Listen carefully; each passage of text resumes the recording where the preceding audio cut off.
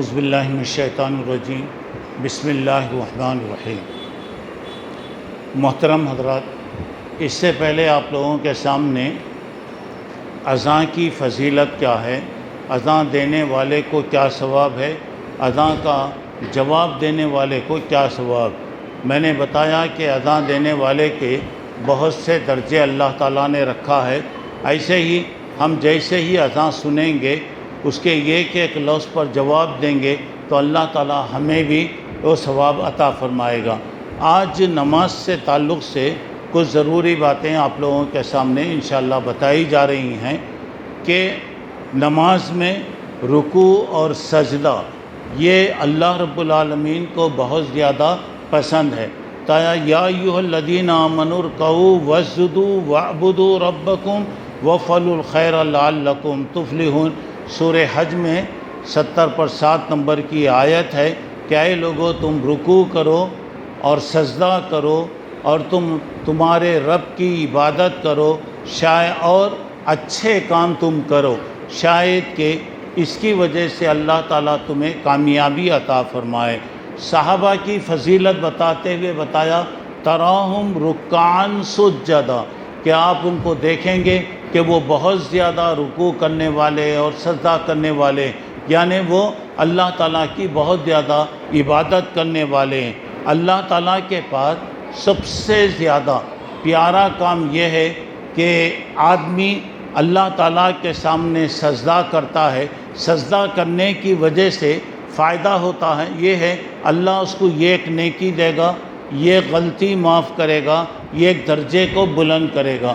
سجدے کی وجہ سے اللہ تعالیٰ ایک نیکی اسے دے گا، یہ غلطی اس کی معاف کرے گا اور ایک درجے کو اللہ تعالیٰ بلند کرے گا۔ اور سجدے کی حالت میں آدمی اللہ تعالیٰ سے بہت زیادہ قریب ہوتا ہے، اسی لیے حکم ہے کہ تم اللہ تبارک و تعالیٰ سے سجدے کی حالت میں دعا کرو۔ نماز میں جو دعا پڑھتے وہ تو آپ پڑھیں گے، وہ نماز کی حالت میں آپ اپنی طرف سے کوئی دعا نہیں کریں گے، وہی دعا پڑھیں گے جس کو اللہ کے نبی صلی اللہ علیہ وسلم پڑھا کرتے تھے۔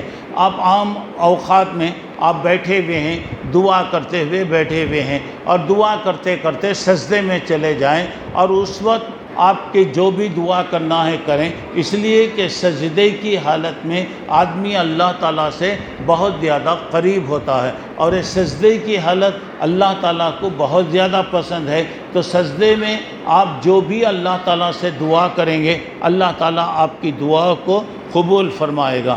پھر اس کے بعد اب اگر آدمی یہ چاہتا ہے کہ اللہ تعالیٰ مجھے جنت عطا فرمائے تو زیادہ سے زیادہ نفل نمازوں کا اہتمام کریں۔ فرض تو ہمارے اوپر ضروری ہے، پڑھنا ہی ہے، سنت بھی ہمارے اوپر ضروری ہے، اس کے علاوہ نفل عبادتوں کی وجہ سے آدمی اللہ تعالیٰ سے نزدیک ہوتا ہے۔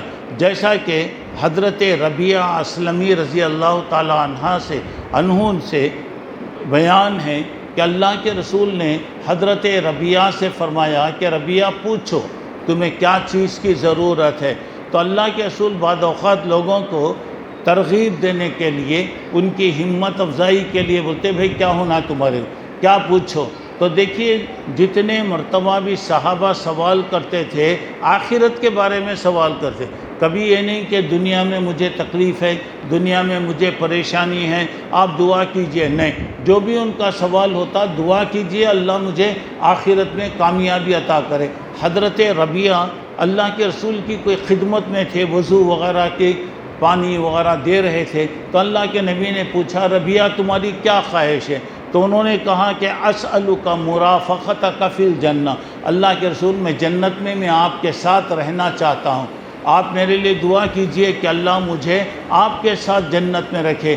اللہ کے رسول نے کہا او غیر ذالک، کیا ربیعہ اور کوئی خواہش ہے تمہاری، اور کوئی خواہش ہے؟ دیکھیے آدمی کی کتنے کی خواہشیں ہوتی، انہوں نے کہا کہ نہیں ہوا تھا، بس میری ایک ہی خواہش ہے کہ اللہ تعالیٰ اب جیسا مجھے آپ سے نزدیک رکھا ہے اللہ تعالیٰ جنت میں بھی مجھے آپ کے ساتھ ایسا ہی رکھے۔ اللہ کے رسول نے کہا آئینی علی نفسک بکثرت السجود، اے ربیعہ دیکھو تم اپنے مقصد کو حاصل کرنے کے لیے زیادہ سے زیادہ نفل عبادت کرو، یعنی زیادہ سے زیادہ تم نمازیں پڑھتے رہو، جتنا تم نافل عبادتیں کریں گے، جتنا زیادہ تم عبادتیں کریں گے، اللہ تعالیٰ جنت میں میرے ساتھ تمہیں رکھے گا۔ تو یہاں پر اب ذرا غور کیجئے، بندہ کسی حالت میں اتنا پیارا نہیں ہوتا جتنا کہ سجدے کی حالت میں پیارا ہوتا ہے، اور اللہ تبارک و تعالیٰ کو یہ کیفیت بہت زیادہ پسند ہے۔ تو ہمیں زیادہ سے زیادہ نفل نمازوں کا اہتمام کرنا چاہیے۔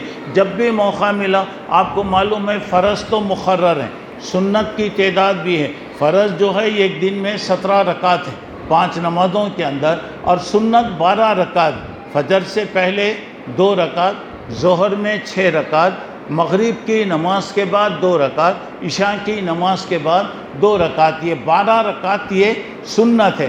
اگر کوئی آدمی سنت کی پابندی کرے گا، اللہ تعالیٰ اس کے لیے جنت میں ایک شاندار گھر بنائے گا۔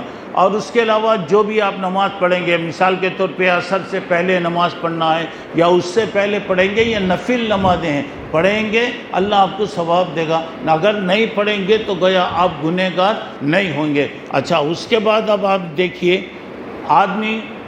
آدمی گناہوں کے حالت میں ہوتا ہے، جیسے جیسے اللہ کی عبادت کرتا جاتا ہے، اللہ تبارک و تعالیٰ سے وہ قریب ہوتا، اس کے گناہ معاف ہوتے۔ جیسے ایک آدمی غسل کرے، نہائے، یا دن میں 5 مرتبہ اگر کوئی آدمی غسل کرا تو اللہ کے نبی نے پوچھا کیا اس کے جسم پر کوئی میل باقی رہے گا؟ بولا کہ نہیں۔ اب 1 مرتبہ نہایا تو آدمی پاک ہو جاتا، 5 مرتبہ اگر نہایا تو گویا اور زیادہ پاک ہو رہا۔ تو گویا یہ نہانے کی وجہ سے جسم کا میل جیسا ہمارا دور ہوتا ہے، یہ اللہ کی عبادت کی وجہ سے اللہ تبارک و تعالیٰ ہمارے گناہوں کو معاف کرتے ہیں۔ اور اس کے بعد دیکھیے، ایک آدمی اللہ کے رسول صلی اللہ علیہ وسلم کے پاس آیا اور اس نے کہا اللہ کے رسول، میرے سے ایک گناہ ہو گیا، ایک بہت بڑا گناہ میں نے کر دیا۔ تو اللہ کے رسول صلی اللہ علیہ وسلم نے یہ نہیں پوچھے تو کیا گناہ کرا بول کے نہیں پوچھے، اللہ کے رسول نے پوچھا کیا تو ہمارے ساتھ نماز پڑھا؟ بولا کہ ہاں، میں آپ کے ساتھ نماز پڑھا، آپ کے ساتھ نماز میں شریک رہا۔ تو اللہ کے رسول صلی اللہ علیہ وسلم نے فرمایا جا، اللہ تعالیٰ تجھے معاف کر دیا، اللہ تعالیٰ تجھے معاف کر دیا۔ تو اب یہاں پر دیکھیے گناہ کیا ہے وہ نہیں پوچھے، آپ گناہ کی تفصیل میں نہیں گئے، انہیں آ کے بتا رہا میں غلطی کرا۔ اللہ کے رسول بولے کیا اب ہمارے ساتھ تو نماز پڑھا کیا؟ بولا ہاں اللہ کے رسول، میں آپ کے ساتھ نماز پڑھا۔ جا، وہ نماز کی وجہ سے اللہ تیرے گناہوں کو معاف کر دیا۔ یہ ایک آدمی اللہ کے رسول کے پاس آیا اور کہا کہ اے اللہ کے رسول، میں کسی کو بوسہ دیا، پیار کیا۔ دیکھیے، لوگ دین کے معاملے میں شرم نہیں کرتے تھے، اگر ان سے انسان تھے، اگر کوئی غلطی ہوتی تو فوری آتے، غلطی کو سے کیا کرنا، کیسے دور کرنا، اللہ کے رسول سے پوچھتے، اس کے اوپر باقی نہیں رہتے۔ دیکھیے، ایک آدمی آ کر بولا میں غلطی کرا، اللہ کے رسول یہ نہیں پوچھے تو کیا غلطی کرا بول کے نہیں پوچھے، آ کے یہ اعتراف کر رہا ہے، بس ٹھیک ہے۔ اس کی چیز کو چھپا کے رکھنا، اوپن کرنا، کھل کے بتانا، یہ نہیں، انہیں اعتراف کر رہا میرے سے غلط کام ہو گیا۔ اللہ کے نبی نے اسے بتایا اب تو ہمارے ساتھ نماز پڑھا کیا؟ بولا ہاں میں نماز پڑھا۔ بولا جا، اللہ تیرے کو معاف کر دیا۔ اور ایک آدمی آ کر بتایا اے اللہ کے رسول، میں نے کسی سے بوسہ دیا، کسی کو میں نے بوسہ دیا، یعنی میں نے پیار کیا۔ اللہ کے رسول صلی اللہ علیہ وسلم نے فرمایا کہ دیکھ، نیکیوں کی وجہ سے برائیاں اللہ تعالیٰ معاف کرتا ہے۔ یہ آیت اتری اقیم الصلاۃ طرفی النہار وزلفا من اللیل، یعنی دن کے دونوں طرف، صبح میں اور شام میں، رات کے کنارے یعنی مغرب اور شام، 5 نمازوں کا وقت اس آیت میں بتایا گیا۔ اگر کوئی آدمی نماز پڑھے، ان الحسنات یذہبن السیئات، نیکیوں کی وجہ سے اللہ اس کی برائیوں کو معاف کر دیتا۔ اور ایک بات یہ ہے کہ یہ آدمی، دیکھیے اب یہ آدمی سوال کر رہا اللہ کے رسول، یہ کیا میرے لیے خاص ہے کیا؟ یہ حکم جو ہے نیکیاں کرنے سے برائیاں معاف ہوتی ہیں، میرے لیے ہے کیا؟ بولا کہ نہیں۔ اللہ کے نبی نے فرمایا تمام لوگوں کے لیے۔